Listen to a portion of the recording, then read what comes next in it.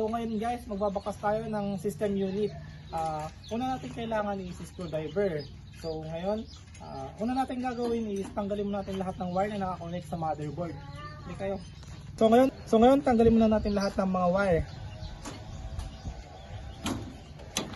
Tandaan nyo guys, para matanggal nyo yung mga wire is may pipindutin muna kayo dyan na i-click para matanggal.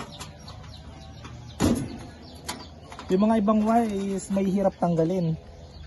Kaya dapat dahan-dahan lang para hindi masira yung motherboard.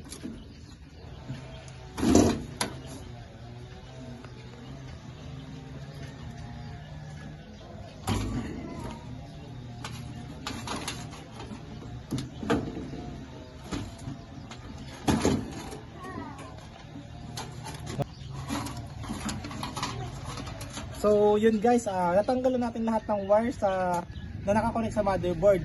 Next natin gagawin is tatanggalin naman natin ngayon ang motherboard. Sa kalang motherboard, kailangan mo natin tanggalin lahat ng mga screw na nakalagay sa kanya. So tanggalin na natin.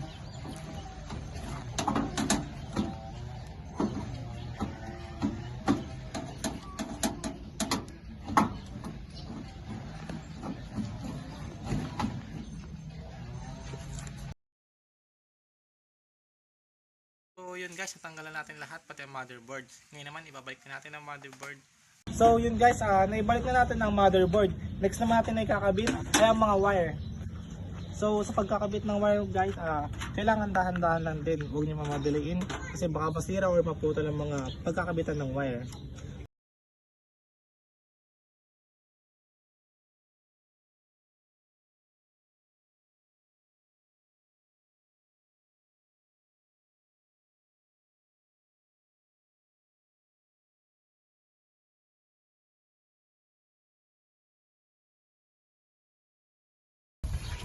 So yun guys, tapos na natin ilagay ang mga wire na reset SW power LED positive and power LED negative. So next na natin ilalagay is ang audio. So yan.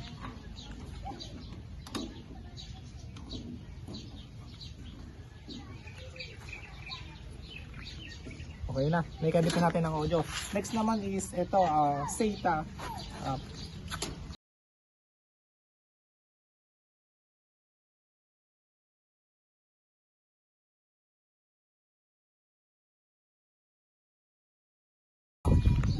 Tapos na natin lahat, tapos na natin kabit lahat ng mga wires and balik na rin natin ang motherboard.